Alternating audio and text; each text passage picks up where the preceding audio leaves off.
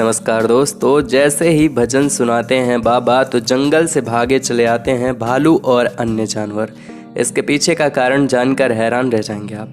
दोस्तों, इंसान को तो आपने पूजा पाठ भजन और आरती करते देखा जरूर होगा, लेकिन जंगल के हिंसक जानवरों को भजन सुनते शायद ही कभी आपने देखा होगा। यदि नहीं देखा तो हम आपको दिखाते हैं मध्य प्रदेश और छत्तीसगढ़ बॉर्डर के पास खड़ाखो के जंगल में राजमांडा रामवन आश्रम है, जहाँ पिछले कई सालों से जंगल में रह रहे बाबा रामदास जैसे ही पूजा पाठ कर भजन की धुन बजाते हैं। जानवर जंगल की गुफाओं से निकलकर बड़ी ही श्रद्धा से भजन सुनते हैं और बाकायदा प्रसाद भी ग्रहण करते हैं।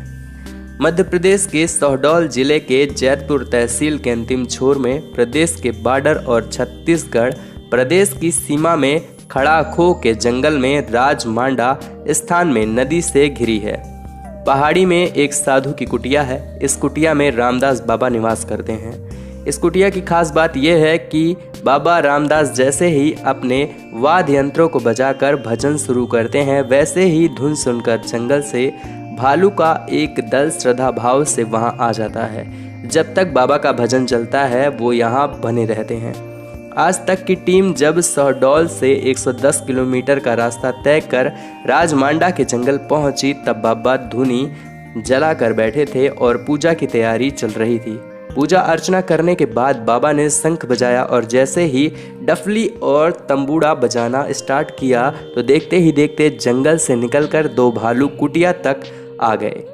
खास बात यह है कि हिंसक भालू जब तक भजन व पूजा पाठ चलता रहता है तब तक किसी को कोई नुकसान नहीं पहुंचाते।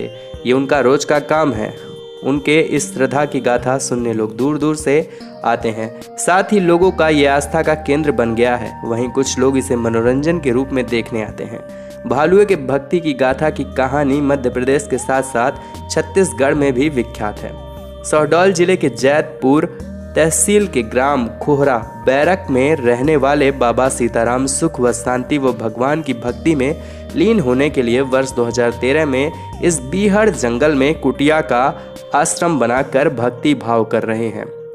बाबा बताते हैं कि अपने आश्रम की कुटिया में भगवान की भक्ति में वाद्य यंत्रों के माध्यम से भजन गायन में लीन थे। जैसे ही बाबा की आंखें खुली तो देखा कि भालुओं का एक दल बाबा के आश्रम के बाहर शांत मन से भजन का आनंद ले रहा है। हिम्मत जुटा के बाबा ने भालुओं को प्रसाद ग्रहण कराया। तब से लेकर आज तक ये सिलसिला चल रहा है।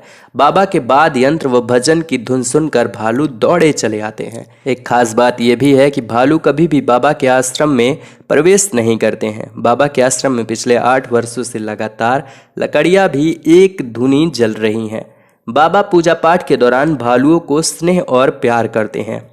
बाबा ने इन भालुओं के दल के सदस्यों का नामकरण भी किया है, जिसमें नर भालू को लाली व मादा भालू को लल्ली, साथ ही उनके बच्चों को चुन्नू मुन्नू के नाम से पुकारते हैं।